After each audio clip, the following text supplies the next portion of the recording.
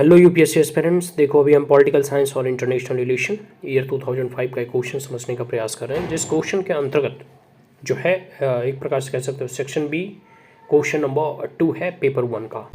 इस क्वेश्चन में पूछा जा रहा है कि explain the federal scheme under the government of India act 1935। कहने का मतलब है कि देखो कई जैसे ऐसा कहा जाता है कि संविधान जो है मूलतः कॉन्स्टिट्यूएंट असेंबली के गठन के बाद जो है बनने प्रारंभ हुए, लेकिन आप देखोगे तो कई सारे ऐसे रेगुलेटिंग मेजर्स, कई सारे ऐसे प्रोविजंस, स्कीम, पॉलिसीज़ जो है अंग्रेज़ों के द्वारा उठाए गए थे। अब जैसे फॉर एन एग्जांपल आईपीसी वगैरह की धारा ही ले लो तो 1860 वगैरह में ही बना था, तो अंग्रेज़ों के ज़माने से बना आ रहा कानून आज देखो जाकर वो नरेंद्र मोदी की सरकार में 2023 में जाकर वो निरस्त हुआ है। तो इतने साल तक 75 साल तक अंग्रेज़ों का ही कानून चल रहा था। तो जो फेडरल स्कीम था गवर्नमेंट ऑफ इंडिया एक्ट 1935 में, उसका प्रावधान जो है कह सकते हो कि भारत के संविधान बनाने में गवर्नमेंट ऑफ इंडिया एक्ट का 1935 का बहुत बड़ा योगदान है।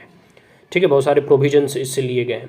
यहाँ इस क्वेश्चन में पूछा जा रहा है कि जो संघवाद की अवधारणा है, जो भारत सरकार अधिनियम 1935 आई, उसको आपको एक्सप्लेन करना है।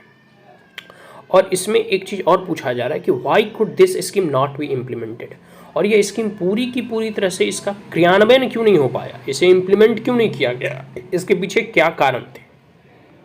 ठीक है, तो ये दोनों चीज़ आपसे पूछ रहा है। पहला तो है कि गवर्नमेंट ऑफ इंडिया एक्ट 1935 के अंतर्गत जो फेडरल स्कीम है, जो फेडरल स्ट्रक्चर की वो बात कर रहे थे, जो संघवाद की वो बात कर रहे थे, ठीक है, सेंटर लेवल पे और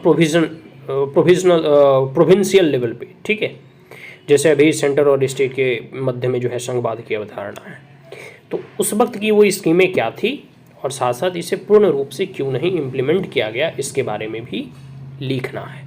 स्टार्ट के लिए आशा करता हूँ ये क्वेश्चन समझ में आ गया होगा। अब हम लोग नेक्स्ट वीडियो में नेक्स्ट क्वेश्चन समझने का प्रयास करेंगे। So that's all, thank you, have a great day.